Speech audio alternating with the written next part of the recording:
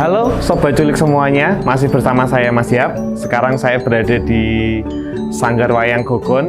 Luar biasa banget, di sini saya dilihatkan banyak sekali, ada merchandise, ada barang-barang yang unik, dan tentu saja ada wayang. Nah, yuk sekarang kita akan culik yuk. Siapa sih yang buatnya atau siapa sih yang punya ide yang luar biasa ini? Tentu saja tokohnya sangat inspirasi banget. Jadi jangan kemana-mana ya buat Sobat Culik semuanya.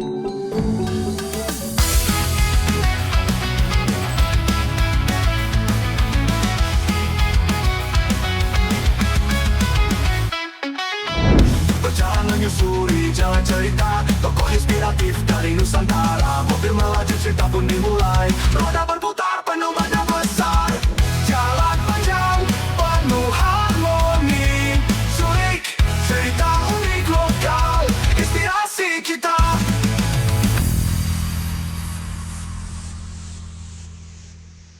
Halo Sobat Culik semuanya, masih dengan saya Mas Yap. Kita tadi sudah melihat ya, ada banyak sekali aksesoris yang luar biasa banget, mulai dari wayang, kemudian dari ada yang aksesoris seperti ini, dan hasilnya keren-keren banget. Nah, siapa sih orang di balik karya-karya ini?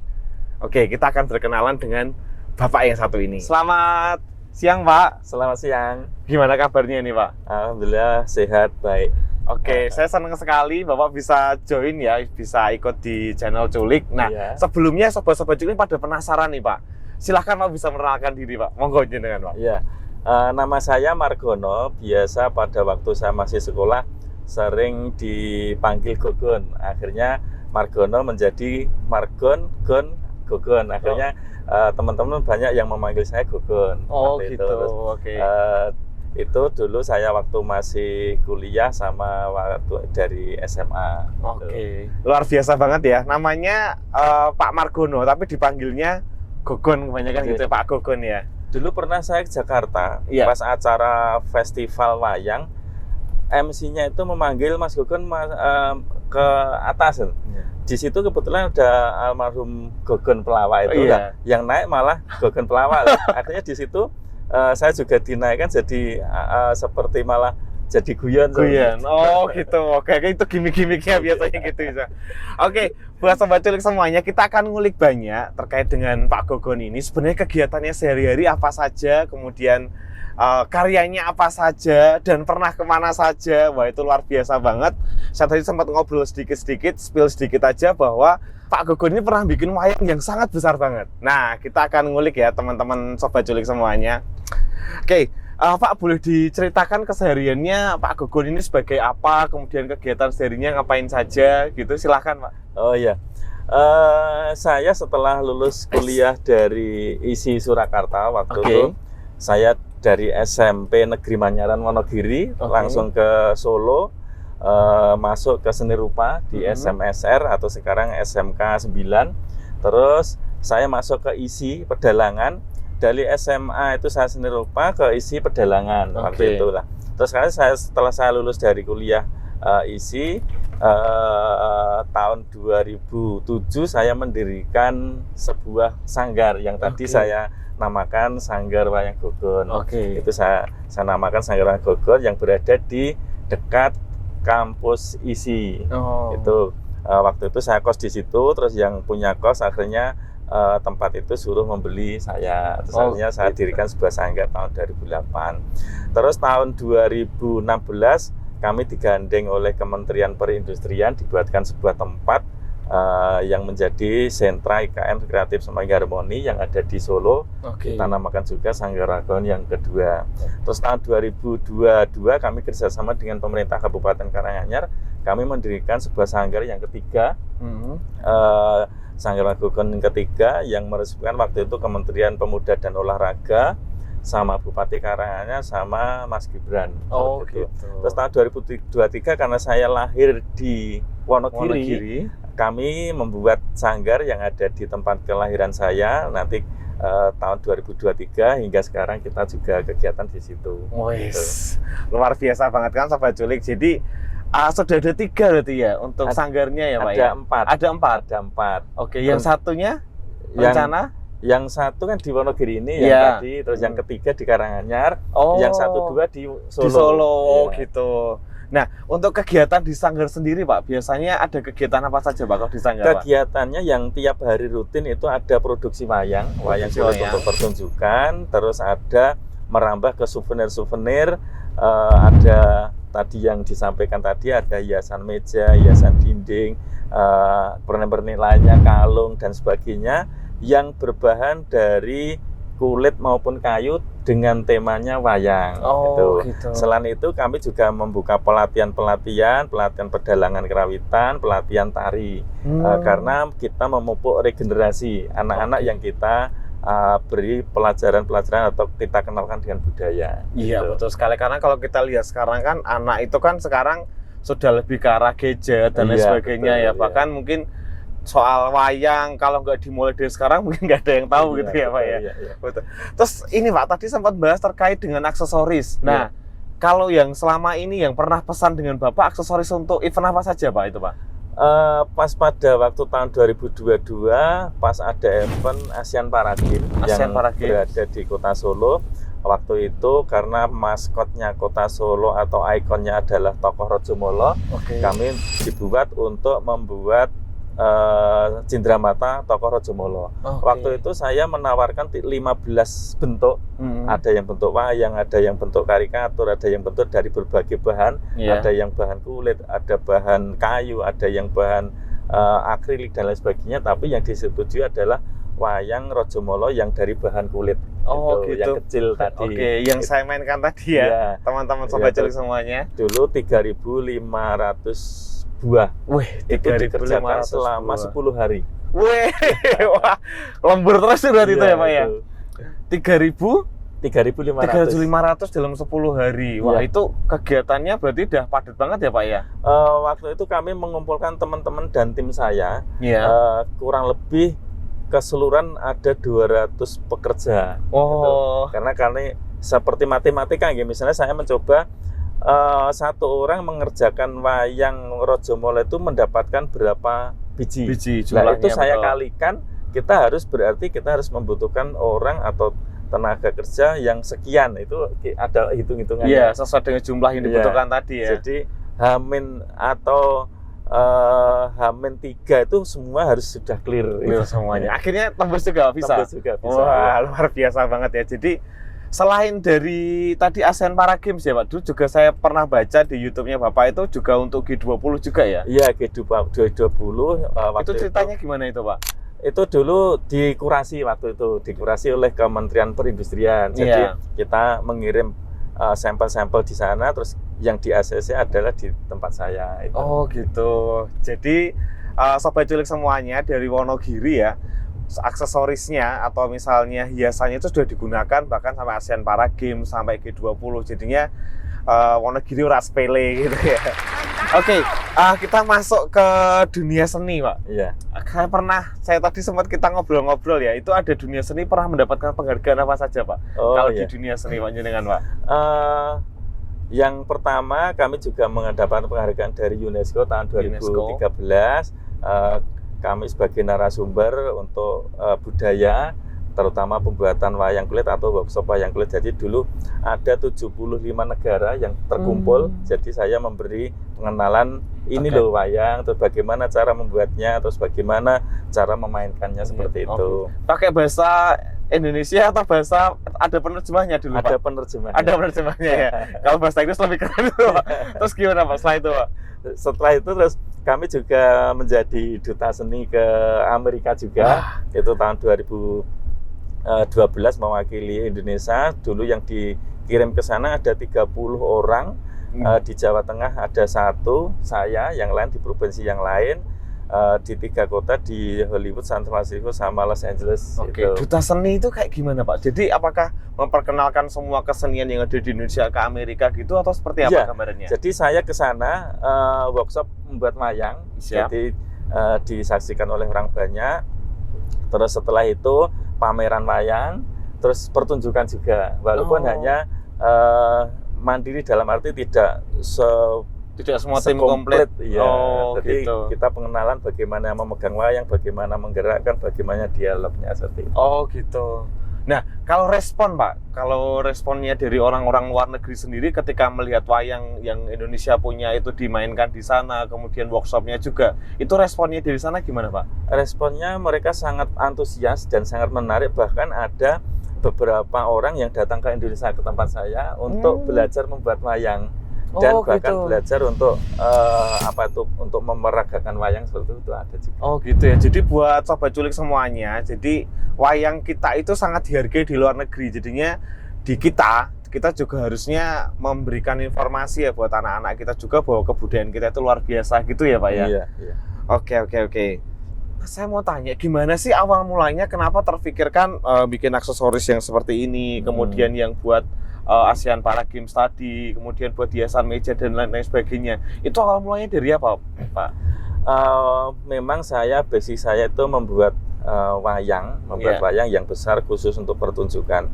Waktu itu saya fanatik dalam arti, wah aku nak ranggai wayang sing standar nggak mau lah. Tapi gitu. Lama-kelamaan dengan harga yang begitu mahal, terus jangkauan pasar kita kalau saya pameran-pameran, ternyata kalau hanya mengandalkan wayang untuk pertunjukan saja kurang begitu mengena. Pasarnya masih sedikit gitu ya. Masih sedikit. Akhirnya saya melihat, terus belajar, terus mengikuti mengikuti workshop tentang pemasaran dan sebagainya. Akhirnya muncul sebuah produk, misalnya bahan-bahan yang tidak terpakai kami olah sedemikian rupa agar supaya ini menjadi nominal itu. Itu akhirnya muncul ide itu.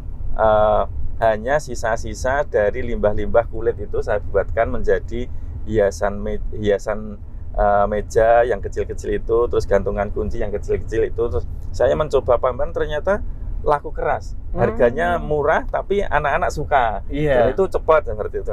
Akhirnya merambah lagi, apa ya seperti itu. Terus akhirnya semakin banyak inovasi. Saya kolaborasikan dengan kayu. Ternyata kayu juga bisa untuk membuat wayang juga. Terus akhirnya kita buat dari bahan kayu, dari bahan kulit, terus berkembang dengan pengemasan yang berbeda-beda dan selalu kita memunculkan inovasi-inovasi baru. Entah itu untuk hiasan meja, terus dikasih bingkai, terus dikasih box atau bagaimana yang penting tampilannya menarik gitu, seperti terus nanti ada tulisannya sesuai dengan event yang diminta seperti itu. Wah, luar biasa. Jadi untuk nikahan juga bisa Pak? Bisa. Pernah ada yang minta misalnya untuk nikahan itu pernah ada Pak? Pernah ada juga pas pada waktu pandemi itu pengalaman saya kan semuanya off gitu, semuanya off. Semuanya saya juga berpikir di rumah. Apa ya yang sesuatu yang bisa dijual gitu. Akhirnya saya membuat masker saya gambari wayang manual itu, bukan sablon, bukan apa-apa, tapi manual. Terus saya posting dan sebagainya. Ternyata luar biasa permintaannya sangat banyak waktu itu. Di Jakarta, di Bali, di Surabaya. Terus karena keunikannya ada gambar wayangnya tadi. Itu terus akhirnya semakin kesini banyak pesanan untuk pesanan masker gambar wayang. Tapi tenaganya kurang. Akhirnya saya longi, terus akhirnya sudah pandemi sudah selesai, terus kita bisa merangkak lagi. Kalau boleh tahu Pak, misalnya dari pembuatan misalnya aksesoris wayang tadi ya, misalnya untuk ASEAN Para Games tadi sebenarnya prosesnya butuh berapa lama sih Pak? Untuk proses pembuatannya? Proses pembuatannya sebenarnya lama, cuma teknik saya gini. Saya membuat produk baru, itu memang saya kerjakan sendiri. Di awal Bapak buat sendiri? Membuat sendiri, terus ini seperti apa, terus harus dihias seperti apa, pengemasan bagaimana. Kalau sudah fix, kita pasarkan. Tapi sebelum itu kita harus kuat dulu dalam arti produksinya. Jadi teman-teman saya kumpulkan kira-kira membuat seperti ini mampu nggak, seperti itu. Betul. Kalau kita sudah pemasaran, kebetulan pasar tercapai, terus peminatnya banyak. Kalau produksi nggak kuat, kita kan juga kewalahan lagi. Betul. Makanya harus seimbang. Betul. Kita promosi dengan kemasan yang menarik, terus kita perkuat dengan produksinya. Dalam arti orang-orangnya ini sudah siap semuanya. Itu pengalaman saya bisa saya tularkan kepada masyarakat. Dan pengalaman lagi itu yang G20. Saya membuat produk yang baru, terus delalah yang di ACC salah satu produk yang saya buat. Terus ternyata permintaannya minta sekian dalam waktu sekian hari. kami belum siap dalam arti orang-orang produksinya ini. Iya. Terus akhirnya saya mengumpulkan, saya ajari, terus akhirnya tercapai, ya sudah sedikit harus segera terselesaikan itu. Oke, luar biasa banget ya. Berarti prosesnya lumayan panjang juga sebetulnya, Pak ya. Iya. Karena mulai dari bikin tempatnya, kemudian bikin wayangnya juga Iya, itu butuh iya. waktu lama ya. Nah, kalau untuk pemasaran, Pak, kalau ngomong-ngomong tadi kan kita sudah membahas terkait dengan produksinya ya. Kalau Iya. untuk pemasaran sendiri masih misalnya kayak kirim proposal, penawaran gitu atau sudah menggunakan digitalisasi, Pak?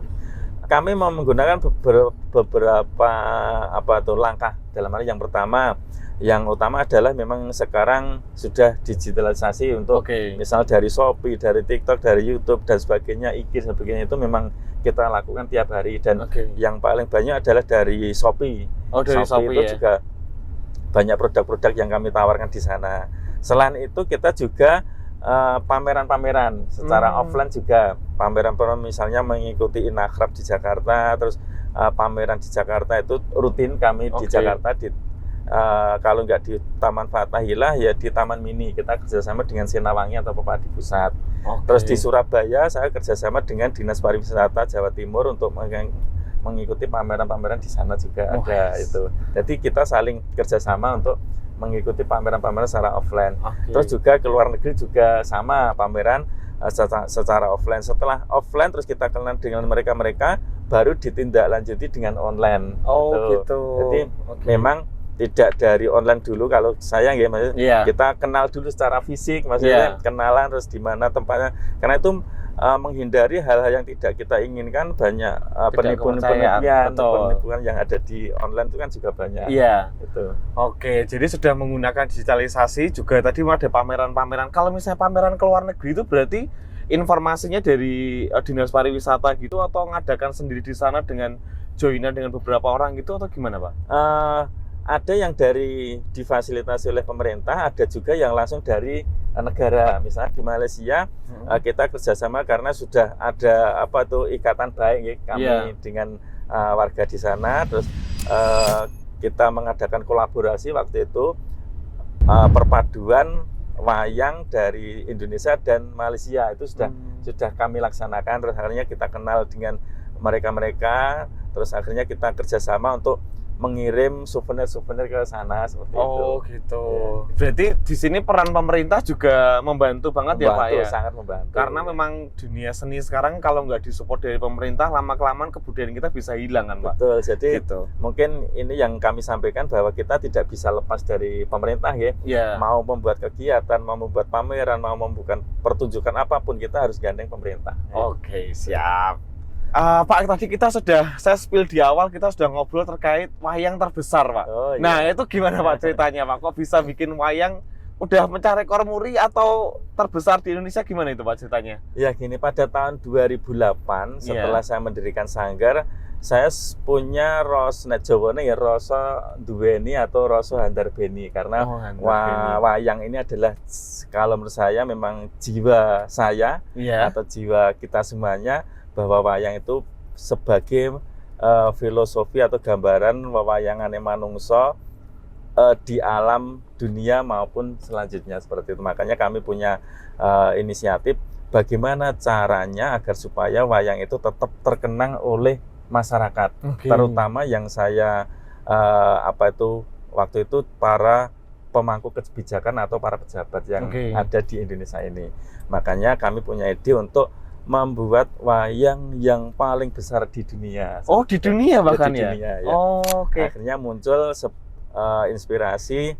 Waktu itu tahun 2008, saya dan teman-teman itu ada yang ke Gunung Wilis, Jawa Timur. Di situ ada sebuah batu yang difoto sama teman-teman fotografer, bentuknya seperti wayang semar. Itu makanya saya mengambil wayang semar tapi memakai rambut yang panjang atau kuncungnya panjang sampai ke bawah itu. Gitu. Itu namanya Semar Gombak Pacupat Limo Pancer. Gitu. Terus saya membuat wayang itu di tahun 2008, terus terrealisasi itu tahun 2013 2013. Loh, dari 2008 atau 2013? Iya, Oke. 2013 terrealisasi, terus saya buat itu menghabiskan sebanyak 11 lembar kulit kerbau. Wih, Itu 11 lembar kulit 11 kerbaunya. Itu kita Berarti disambung-sambung Iya, gitu ya, betul? disambung-sambung itu memang pengerjaannya yang paling lama adalah penyambungan. Itu saya kerjakan 1 tahun mulai dari 2012 hingga tahun 2013. Oh, nyambungkannya 10 kerbau itu ya, Pak? Iya, itu. Oke, Itu terus? karena juga lama. Terus akhirnya wayang itu mau buat acara di Kota Solo waktu itu, namanya Semar Boyong dan Rekor Muri waktu itu. Oke. Tapi ada sesuatu hal yang akhirnya wayang itu kami bawa ke Jakarta. Oke. Jakarta kebetulan saja yang menerima itu Gubernur Jakarta waktu itu, padahal waktu itu kita tidak sasaran kami adalah presiden waktu itu, zaman Pak SBY waktu itu. Kami akan mengaturkan bahwa ini loh sebuah wayang sebagai budaya kita yang harus kita lestarikan. Intinya betul. hanya itu saja. Tapi akhirnya yang menerima adalah Pak Gubernur, Pak Jokowi waktu itu tahun 2013, tepatnya jam 11 tanggal 11 bulan 12 tahun 13. Wih, sampai ingat terus Iya. itu, Pak ya. Terus yang membawa wayang Semar saya dan tim Iya. dari Solo ke Jakarta itu ada 11 orang. 12 orang. Iya, Oke. itu entah kebetulan atau bagaimana saya nggak tahu lah. Tuh, yang akhirnya tahun 2013 diterima, tahun 2014 kami diundang ke Jakarta untuk membuat pagelaran kolosal yang lakonnya Semar Duto. Oke. Itu memakai wayang Semar itu, dan dalangnya saya kolaborasi dengan teman-teman se-Indonesia waktu itu di Taman Fathahillah. Taman Itu Fathahillah. tepat 1 tahun tanggal 14 Desember 2014. Oke. Setelah itu Semar itu saya kelilingkan ke kota-kota. Tujuan saya apa? Mengenalkan wayang atau mengenalkan budaya kepada masyarakat. Dan generasi muda atau penerus. Oh, gitu. Sudah titik ke-78 di Jawa, Bali. Oh, udah di kota berarti ya, Pak ya? Oke. Iya, jadi saya keliling terus ada yang dari sekolahan-sekolahan, kita masuk ke sekolah-sekolahan dengan kegiatan pengenalan wayang Semar dan sebagainya, kita membawa Semar, terus kita pas ada banjir di Pacitan kita juga datang ke sana untuk membantu teman-teman yang ada di sana untuk memberi semangat warga di sana. Terus ada yang acara-acara budaya, ada yang kirab dan sebagainya, ada di Bali juga ada.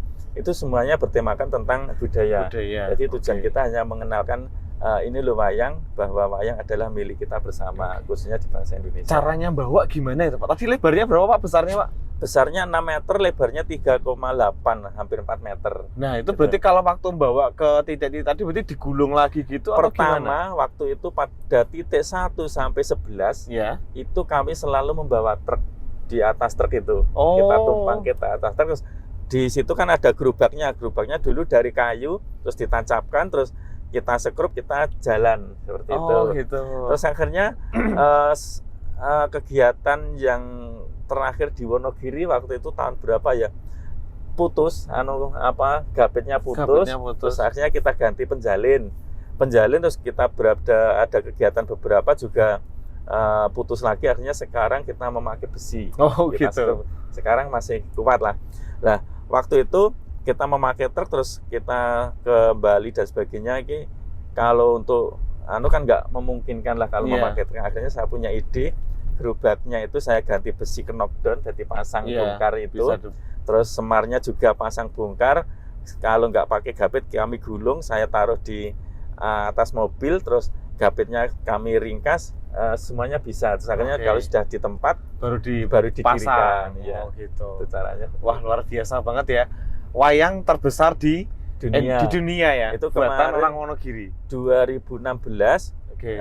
yang memberi penghargaan dari Lembaga Prestasi Indonesia Dunia sebagai wayang terbesar di dunia. Wih, keren banget, keren. Oke, luar biasa banget ya, berarti Bapak sudah mengenalkan kebudayaan kita, termasuk tadi ada juga sanggar untuk ngajarin anak-anak ya, Pak ya? Iya. Itu ceritanya gimana, Pak? Kok punya ide akhirnya ngajarin anak-anak? Padahal kalau lihat sekarang anak-anak tuh lebih suka main gadget, nonton film di YouTube dan lain sebagainya. Itu gimana, Pak? Iya. Terbukti saya pada saat masuk ke sekolah-sekolah. Iya. Sekolah-sekolah itu mereka anak-anak saya kasih pelajaran cara membuat wayang, terus cara memainkan wayang, bagaimana dialognya. Mereka tertarik hingga lupa kalau mereka punya HP dan sebagainya. Mereka lupa.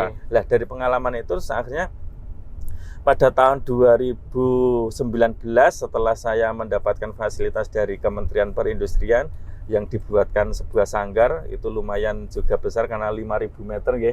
Ada pendopo untuk pertunjukan, ada ruang khusus galeri untuk pameran, ada ruang gamelan untuk latihan anak-anak, ada gedung produksi untuk pembuatan wayang itu ada. Dengan fasilitas tersebut kami punya ide, ini kita harus membuka pelatihan-pelatihan, pelatihan pedalangan kerawitan, terus pelatihan tari, yang akhirnya anak-anak sekarang banyak yang mendaftarkan dari anak-anak SD, SMP, SMA itu banyak sekali. Terus akhirnya berkembang kami fasilitasi tempat dan peralatan yang ada di situ, mereka belajar di situ. Terus tiap 1 bulan sekali kami buatkan kegiatan. Kita menggandeng dari berbagai pihak, dari pemerintah daerah, dari pemerintah pusat juga kita gandeng. Gitu. Berarti nggak kayak orang les belajar terus setiap sore gitu Pak, atau gimana bentuknya? Kalau untuk rutinitas itu untuk pedalangan setiap hari, yang anak-anak itu setiap hari Selasa dan Kamis pukul 4 sampai 6. Terus untuk tari itu setiap hari Sabtu jam 2 sampai jam 4. Kalau pedalangan yang remaja itu setiap Jumat, Sabtu, Minggu. Gitu. Ya. Wah, keren banget ya Pak ya bisa sampai ke sana, karena memang kita harus mengembangkan budaya kita. Kalau kita nggak suka sama budaya kita, terus siapa yang suruh suka? Sebenarnya gitu ya Pak ya. Oke, Sobat Culik semuanya, luar biasa banget ya, senang banget. Kita sudah ngobrol banyak dengan Pak Gogon. Nah, akhir kata Pak, mungkin ada yang Bapak mau sampaikan buat generasi muda, juga buat pemerintah atau buat kita semua, sehingga benar-benar seni atau budaya kita, khususnya di wayang itu bisa terus berkembang. Monggo Pak, silahkan Pak. Kami berpesan kepada khususnya anak-anak ya, karena saya suka anak-anak dari anak TK, SD, SMP. Kita kenalkan kepada budaya, karena dengan budaya ini adalah sebagai perekat pemersatu bangsa. Jadi tanpa budaya itu negara akan hancur, yang jelas seperti itu. Jadi mulai kami didik anak-anak, terus kita kalau sudah mulai mengenal apa itu budaya, apa itu seni. Seni ternyata di Indonesia banyak sekali, bukan hanya wayang, bukan hanya tari dan sebagainya. Karena dengan budaya tersebut mereka akan tertanam bahwa kita mempunyai kebudayaan yang adiluhung, terutama wayang banyak sekali filosofinya, mau karakter yang baik, mau karakter yang jahat, semuanya ada, tinggal milih. Dan kita harus juga memberi arahan atau pelajaran kepada anak-anak bahwa ini loh, kalau karakter seperti Bima wataknya seperti ini loh karakter seperti Duryodhana wataknya seperti ini, dan mereka harus tahu mau memilih yang mana, tapi kita arahkan kepada hal yang baik seperti itu. Kalau untuk pemerintah Pak, khususnya pemerintah atau ya mungkin orang yang punya kepentingan yang terkait dengan seni dan kebudayaan? Terima kasih. Kalau untuk pemerintah, kami memang dari dulu digandeng oleh pemerintah, atau kita menggandengkan diri kepada pemerintah bahwa kita tidak bisa apa-apa tanpa kita menggandeng dari berbagai pihak, terutama pemerintah, dari masyarakat, dan semua kalangan harus kita berkolaborasi, harus kita menyatukan diri bahwa menegakkan atau mengenalkan budaya lewat media apapun, jangan sampai kalah dengan budaya yang lain. Siap. Terima kasih sekali Pak. Nah, ini dari kami, kita itu ada jersey. Jadi ini jersey pola terbaru dari Regarsport, yaitu jersey retro. Jadi ini tuh ada ikatannya. Kalau jersey biasanya kan bentuknya kayak olahraga, itu ada jersey, ini bisa dipakai buat harian. Monggo Pak. Terima kasih ya. Terima kasih Pak. Siap. Sobat Culik semuanya, kita sudah ngobrol banyak dengan Pak Gogon, dan tentunya hati kita juga akhirnya tersentuh ya, bahwa kebudayaan kita itu penting banget. Jadi buat teman-teman semuanya, Sobat Culik, jangan lupa tetap kuatkan kebudayaan kita masing-masing dimanapun Anda berada. Jangan lupa subscribe, kemudian komen juga di link Culik ya. Dadah!